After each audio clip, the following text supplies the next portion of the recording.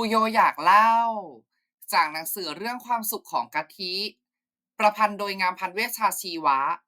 ณบ้านกลางเมืองตอนที่26บ้านทรงไทยการเดินทางของกะทิสิ้นสุดลงเมื่อรถจอดที่บ้านริมคลองที่จริงแล้วกะทิอยากจะเรียกว่าเป็นการสิ้นสุดของการผจญภัยในโลกกว้างเสียมากกว่า แบบที่ต้องสืบค้นและคลี่ปมปริศนาเหมือนในหนังสือที่กะทิเคยอ่านครั้งหนึ่งแม่บอกว่า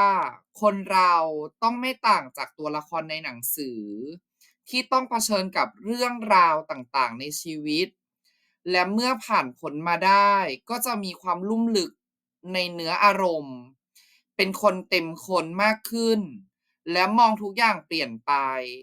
แม่ชอบใช้คำใหญ่กับกะทิฟังดูดีแม้บางทีจะเข้าใจยากแต่ณนาทีนี้กะทิรู้สึกจริงๆว่าตัวเองโตขึ้น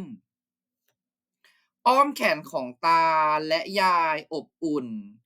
และให้ความรู้สึกปลอดภัยเหมือนที่กะทิจำได้ที่ไหนจะสุขใจเกินไปกว่าที่บ้านย่อมไม่มี และบ้านริมคลองหลังนี้คือบ้านของกะทิโดยเนื้อแท้ บ้านหลังนี้มีประวัติยาวนานสร้างตั้งแต่สมัยตาทวดตาเล่าว่าแต่เดิมเป็นเรือนไทยเต็มรูปแบบเรียกว่าเรือนหมู่ทรงไทยใหญ่โตโอ้อางดงามเป็นที่กล่าวขวัญถึงทั่วทั้งบางทุกส่วนสร้างอย่างประณีตมีครบทั้งเรือนนอนเรือนรีเรือนขวางตลอดจนเรือนครัวและหอนก ทุกเรือนเชื่อมต่อกันด้วยชานเปิดโล่งร่มครึมด้วยไม้ใหญ่อย่างเช่นขนุนมะม่วงจำปีจำปาทุกสิ่งเสื่อมถอยตามกาลเวลา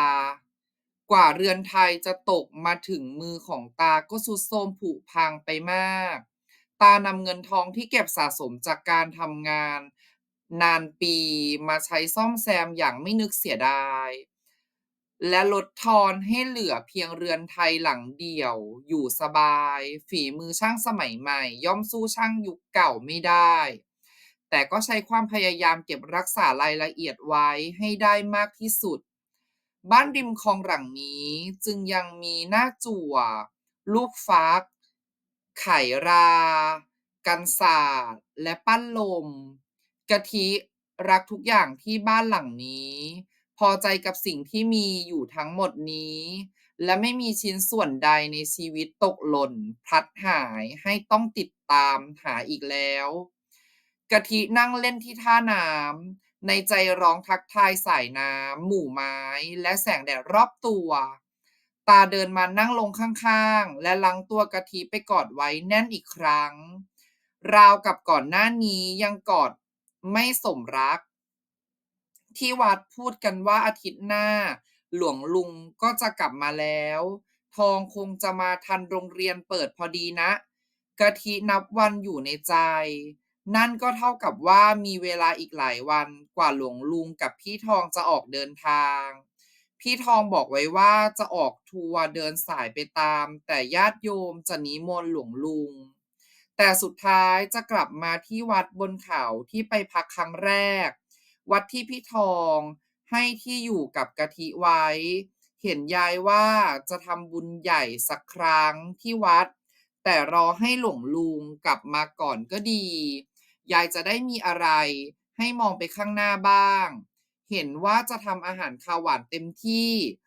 สร้างสรรค์ตามเคยสร้างสรรค์งานให้คนอื่นทำกันทั่วหน้าไงตาหัวเราะกับคำที่ตัวเองเลือกใช้ จริงทีเดียวกะทิสังเกตเห็นมะพร้าวทลายใหญ่ที่ใต้ถุนแล้วก็ยังมีกล้วยตากอยู่ในถาดใบโตไหใส่มะม่วงดองวางแอบอยู่ข้างตุ่มน้ำยายไม่ปล่อยเวลาให้ผ่านไปเปล่าๆกะทิรู้สึกว่าบรรยากาศในบ้านไม่ถึงกับหมองเศร้าจนชวนหดหู่แม้จะมีรอยอะไรจางๆในแววตาของตาและยาย แต่ความเจ็บปวดและความหวาดกลัวในสิ่งที่ไม่อยากให้เกิดขึ้น ทั้งๆที่รู้ว่าต้องเกิดขึ้นอย่างหลีกหนีไม่ได้นั้นหายไปแล้วความจริงที่ตาพูดมองไปข้างหน้าดูจะดีที่สุด